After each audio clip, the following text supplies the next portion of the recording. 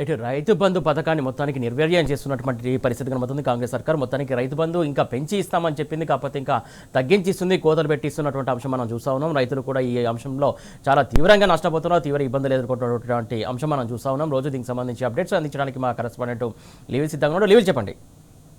ఇవాళ రాష్ట్రంలో కాంగ్రెస్ ప్రభుత్వం వచ్చిన తర్వాత అన్నదాత పరిస్థితి అధోగతి అయిపోయింది. గత బీఆర్ఎస్ ప్రభుత్వం 10 సంవత్సరాలుంటే ఆ పంటలు పచ్చని పంటలతో పడవిల్లిన తెలంగాణ ఇవాళ పూర్తిగా అధ్వాన స్థితికి ఆగమాగమైపోయిన పరిస్థితి కనిపిస్తుంది. ఆనాడు దేశంలోనే మొట్టమొదటిసారి రైతు సంక్షేమం కోసం ఆలోచన చేసి ఒక పక్క ఇప్పటికే రిజర్వాయర్లు కట్టుకున్నాం, నీళ్లు పుష్కలంగా ఉన్నాయి, కానీ రైతు అప్పుల ఊబిలో కూరుకుపోతున్నారు. అప్పుల ఊబి నుంచి బయటపడాలంటే రైతుకు పెట్టుబడి సాయం అందించాలని చెప్పేసి ఒక బృహత్కరమైన ఒక గొప్ప ఆలోచన చేశారు కేసీఆర్. ఒక రైతు బిడ్డగా, ఒక రైతుగా. అలాంటి కేసీఆర్ చేసిన రైతు సంక్షేమం కోసం చేసిన మొట్టమొదటి ఆలోచనే రైతు బంధు. ఈ రైతు బంధు ఎకరాకి 4,000 ఇచ్చి తెలంగాణ రైతాంగాన్ని ఆదుకోవాలి, ఇది పెట్టుబడి సాయం కింద ఉపయోగించాలి. పంట వేసే ముందే ఇది ఇస్తే వారికి కొంత భరోసా ఉంటుంది, కొంత ధైర్యం ఉంటుంది, కొంత పంటను ఎక్కువ మొత్తంలో పంటను ఎక్కువ మొత్తంలో పండించడానికి ఆస్కారం ఉంటుందని చెప్పేసి మొట్టమొదటిసారి తెలంగాణ రాష్ట్ర ప్రభుత్వం దానికి రైతు బంధు పేరు పెట్టి రైతు బంధు పేరిట ఎకరాకి 4,000 ఇచ్చింది. తర్వాత ఆ రైతు బంధును 5,000 చేశారు, ఎకరాకి 2 పంటల చొప్పున ఇచ్చారు. పూర్తిగా ఇవాళ కాంగ్రెస్ ప్రభుత్వం వచ్చిన తర్వాత దాన్ని మేము 15,000 చేస్తామని చెప్పేసి గొప్పలు చెప్పారు. చివరికి 15,000 కాదు కదా, ఉన్న రైతు బంధే ఇవాళ దిక్కులేని పరిస్థితి వచ్చింది. ఆ రైతు బంధును కాస్త రైతు భరోసా చేశారు. ఆ రైతు భరోసా ఇవాళ ఎవరికి కూడా భరోసానివ్వట్లేదు. దాని ద్వారా ఇవాళ రైతులంతా కూడా అరిగోస పడుతున్న పరిస్థితి కనిపిస్తుంది. ఇవాళ యావత్ తెలంగాణ రైతాంగం అంతా కూడా ఆ కాంగ్రెస్ ఆనాడు ఇచ్చిన మేనిఫెస్టోని చూసి ఏదో గొప్పగా చూశారు. ఇవాళ వారంతా కూడా ఆలోచనలో పడుతున్నారు. మళ్ళీ కేసీఆర్ రావాలి, మళ్ళీ రైతు బంధు మనకు అందాలి అనే ఆలోచనలో వారంతా కూడా ఉన్నట్టు మనకు స్పష్టంగా తెలుస్తుంది. ఆనాడు తెలంగాణ ప్రభుత్వం కాంగ్రెస్ తెలంగాణ రాష్ట్రంలో 2023 డిసెంబర్లో కాంగ్రెస్ ప్రభుత్వం వచ్చిన తర్వాత మేము రైతు భరోసా వేయడానికి కొంత టైం కావాలి, దీనికి మేము 15,000 వేస్తున్నాం కదా, ఆగరా అని చెప్పేసి అడావిడి చేసింది. చివరికి గత ప్రభుత్వం రాళ్లకు, రప్పలకు, గుట్టలకు, చెట్లకు ఇస్తుంది, మేము అవన్నీ కడియేసి మేము గొప్పగా ఇస్తాం, మేము కేవలం రైతాంగానికే ఇస్తామని చెప్పిర్రు. చివరికి ఆసారి రైతు బందే, ఆ రైతు భరోసా అని పేరు పెట్టిన రైతు భరోసే వారికి భారం అయిపోయింది. దాన్ని పూర్తిగా బంద్ పెట్టిర్రు. తర్వాత మళ్ళీ ఎన్నికలు వచ్చినాయి, ఎంపీ ఎలక్షన్ల ముందు మళ్ళీ అడావిడి చేసి కేవలం వారు ఇస్తానన్న రైతు భరోసా కాకుండా కేవలం మళ్ళీ కొంత పెంచి వాళ్ళ ఎకరాకు 6,000 ఇస్తామని చెప్పేసి గొప్పలు చెప్పారు. కేవలం 1,000 రూపాయలు మాత్రమే పెంచారు.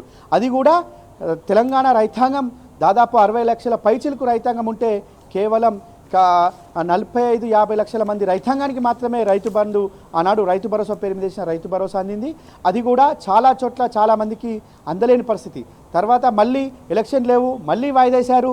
మళ్ళీ మేము అగేస్తాం, ఇది మాకు శాటిలైట్ మ్యాపింగ్ కావాలి, ఆ మ్యాపింగ్ కావాలి, ఈ మ్యాపింగ్ కావాలని చెప్పేసి గొప్పలు చెప్పిర్రు.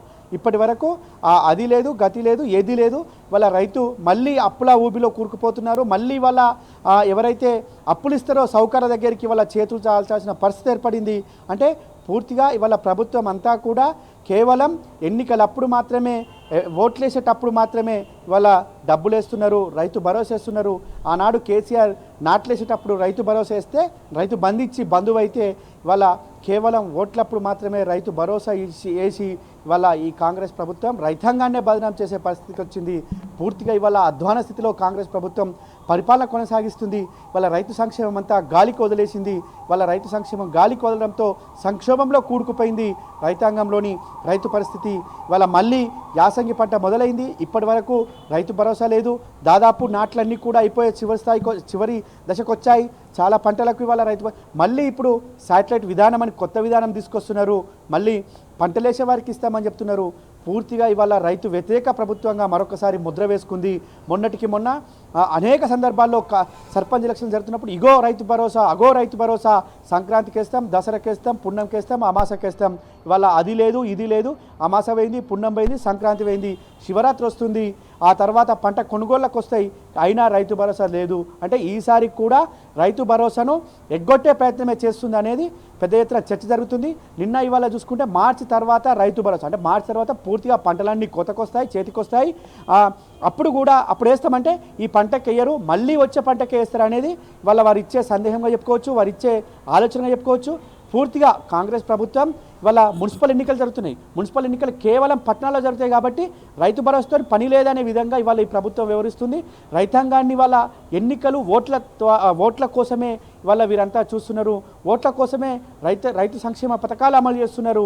అంటే ఇవాళ రైతు పరిస్థితి ఏ విధంగా ఉంది, రైతాంగాన్ని ఏ విధంగా చేశారు అనేది మనం ప్రధానంగా చర్చించుకోవచ్చు. అంతేకాకుండా రుణమాఫీ విషయం ఇదే విధంగా చేసిర్రు. మొత్తం చేస్తాం, ఇప్పుడే తెచ్చుకోండి అప్పుడే తెచ్చుకోండి అని చెప్పిర్రు. చివరికి ఎవరికి చేసిరో ఎవరికి చేయలేదో వారికే తెలియదు. అన్ని దేవుళ్ళపైన ఒట్లు పెట్టారు. చివరికి ఆ ఒట్లన్నీ కూడా గట్లయినాయి తప్ప రైతు రుణమాఫీ కాలేదు. ఆ రైతు రుణమాఫీ కాక ఇప్పటికీ కూడా బ్యాంకుల చుట్టూ తిరుగుతున్న పరిస్థితి ఒకవైపు ఉంటే, మరోపక్క రైతు భరోసా లేక ఇవాళ రైతంతా కూడా బాధపడుతున్న పరిస్థితి ఏర్పడింది. చివరికి ఇవాళ తెలంగాణ రైతు దీనావస్థితికి వచ్చింది. ఒక పక్క యూరియా దొరకదు, మరో పక్క రైతు భరోసా రాదు, ఇంకో పక్క కరెంటు రాదు. కరెంటు వచ్చి రాక మరోపక్క మోటార్లు స్టార్టర్లు కాలిపోయి దానికోసం తిరగాల్సిన దుస్థితి ఏర్పడింది. అంటే కేవలం రైతాంగాన్ని ఇబ్బంది పెట్టడమే ఇందిరమ్మ రాజ్యమా అని చెప్పేసి వాళ్ళు అడుగుతున్న పరిస్థితి కనిపిస్తుంది. ఓవరాల్గా ఇవాళ రైతు భరోసా అని ఏదైతే పేరు పెట్టిర్రో ఇది పూర్తిగా బక్వాస్ అయిపోయింది. ఇదంతా కూడా కేవలం రైతుకు అందరి ఫలంగానే అయిపోయింది. మళ్ళీ రైతు బంధు రావాలి, ఆ రైతు బంధు కేసీఆర్ కావాలి అని చెప్పేసి కూడా వాళ్ళ రైతులంతా నినదిస్తున్న పరిస్థితి కనిపిస్తుంది. Suresh, right, thank you లీవిల్.